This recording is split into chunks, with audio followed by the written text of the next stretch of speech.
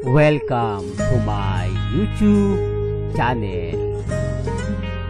Kung bago ka lang sa channel na to at true-blooded Aldab Nation ka, tama po ang channel na pinuntahan mo.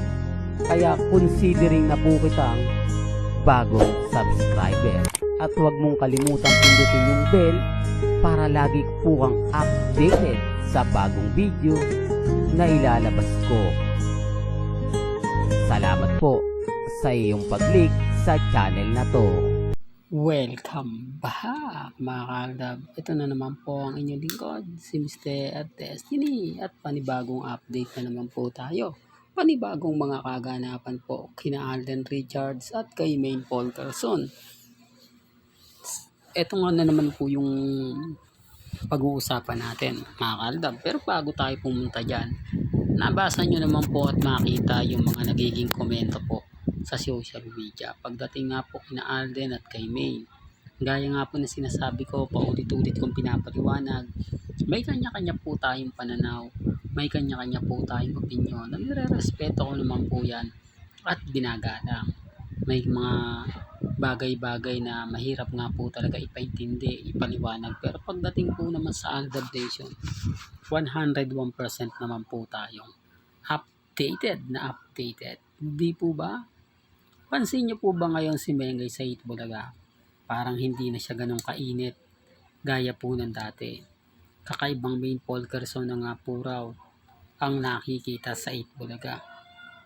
Kumbaga parang hindi na nga po ito kagaya ng ang laki po talaga ng pinagbago. Sa mga nagsasabi po mga legit cover cards na hindi apektado si Mengay, common sense na lang po. Pansin niyo po yung Instagram ni Mengay. Sobrang lungkot. Di po ba? Ito lang po yung mga taong pinipilit po na mapakalma. Pinipilit po nilang kumbaga makuha na maging masigla na naman si Mengay. Yung tipong walang iniisip, yung tipong hindi nai-stress. Hindi po ba? Real talk mga kaaldab. Pero sabi ko nga baka sa mukha ni Mengay, yung mga panglalait sa kanya, pang-iinsulto. Gaya nga po ng sinasabi na malalapit po sa pamilya Mendoza. Hanggat nasa showbiz si Mengay at hanggat ang kaso ni Congressman Arjo madiin, damay si Maine. Di po ba? Talagang sino nga po ba yung pupuntiryahin ng mga tao?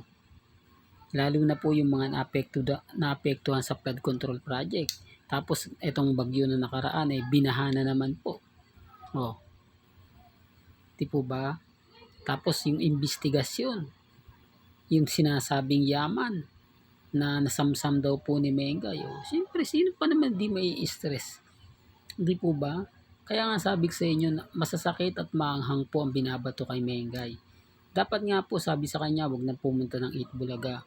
Magpahinga po muna, kaya gaya po ng iba. Kasi habang nakikita si Mengay, maraming nagre-react.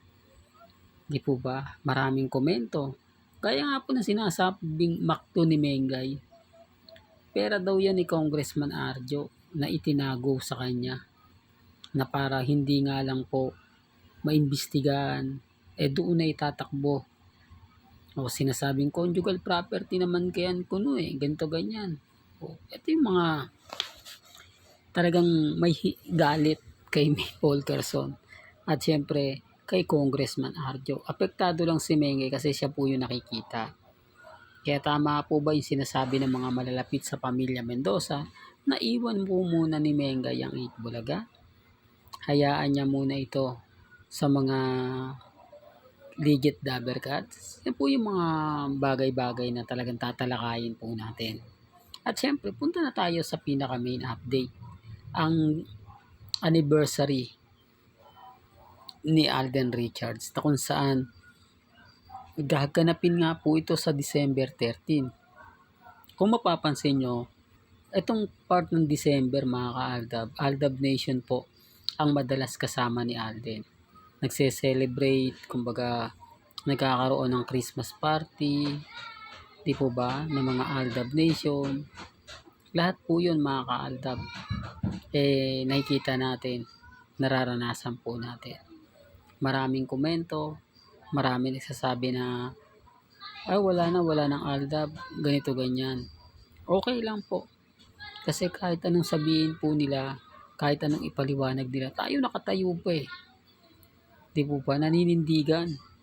Gaya po ng Armin, cut din, wala na. Sa isang malakas na sambulat lang eh. Dati ang dami nagre-react sa ating Armin, ngayon wala na. O nasan na? Nagmistulang bitter na kina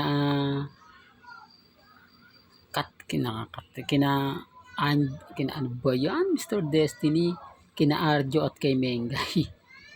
Po ba dating mga fans, dating nakikipaglaban sa akin, ngayon sumisimpatya na sa akin. Ang ibig kong sabihin simpatya, mas pinapaboran nila ngayon yung mga sinasabi ko laban nga po kay Congressman Arjo. Kaya pasensya na po kayo sa mga mami, sa mga tita, sa mga senyor na nababanggit ko po yung pangalan na yan. Kasi normal lang po kasi talaga na magkaroon ng mga issue.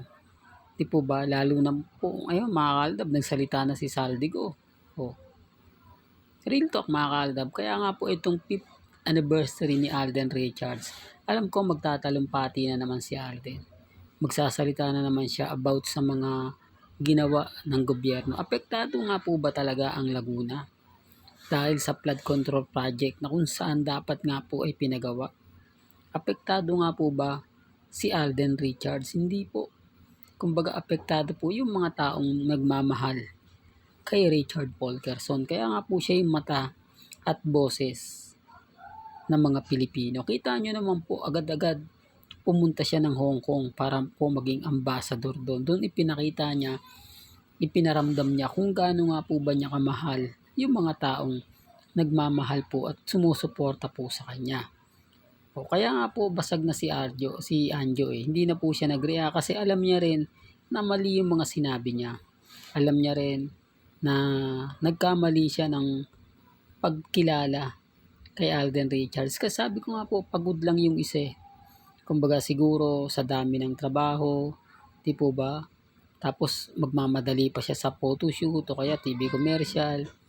Di po ba? Ang dami niyang commercial. Sting, Cebuana, di po ba? Katakot-takot. Kaya nga siguro ganun po ang nangyari. Pero gaya na sinabi ko, hindi po ako namimilit ha. May kanya-kanya tayong pananaw at opinion. Hanggang dito na lang po ang ating latest updates. Kaya kung gusto niyo pa po ng pinaka-latest at sariwang update, abay tumutok lang po kayo dito po sa channel ni Mr. Destiny para updated po kayo sa mga bago at sa mga latest na i-upload po natin maya-maya lang. Kaya kung bago ka lang sa channel na to at isa kang true-blooded Aldab Nation na nagmamahal kina Mengay at Isoy, tama po ang channel na pinuntahan mo, kaya consider na po kitang bagong subscriber. At huwag mong kalimutang i-share ang mga video po natin sa mga mamis, sa mga titas, at sa mga senior. Hanggang sa muli, salamat po sa panonood at pakikinig.